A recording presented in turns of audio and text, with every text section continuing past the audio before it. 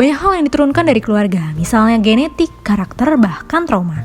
Nah, menurut psikolog klinis Melanie English PhD, trauma secara tidak sengaja diajarkan atau tersirat sepanjang hidup seseorang sejak dini hingga dewasa. Trauma ini sering disebut sebagai trauma generasi, atau trauma yang tidak hanya dialami satu orang, tapi meluas dari satu generasi ke generasi berikutnya dan sangat merugikan.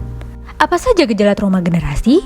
Bisa berupa kewaspadaan berlebihan, sikap acuh tak acuh, depresi, serangan panik, insomnia, masalah dengan kepercayaan diri, respon yang sensitif, hingga merasa pesimis akan masa depan. Trauma generasi jarang diketahui oleh banyak orang. Padahal, trauma generasi bisa menjadi penyebab utama seseorang mengidap gangguan kesehatan mental. Para ahli bahkan menyebutkan fakta bahwa hal ini dapat menyebabkan sistem kekebalan tubuh tidak berfungsi, sehingga lebih rawan terkena penyakit autoimun. Lalu bagaimana menyembuhkan trauma generasi?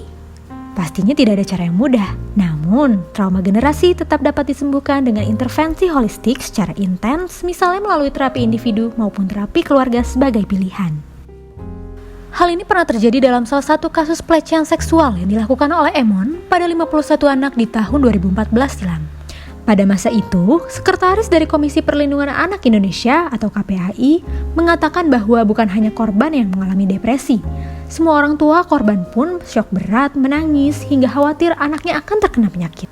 Melihat kondisi memprihatinkan dari keluarga korban, KPAI akhirnya memilih melakukan family therapy sebagai cara memulihkan korban maupun keluarganya dari PTSD atau Post Traumatic Stress Disorder.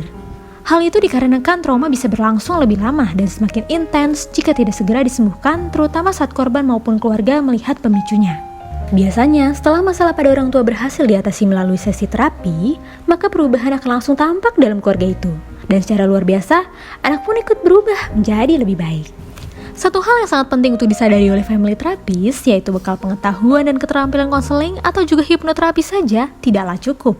Dibutuhkan kesadaran, wawasan, pengalaman, netralitas, objektivitas, integritas, dan terutama hati serta kebijaksanaan untuk membantu suatu keluarga agar bisa bertumbuh dan berkembang secara optimal.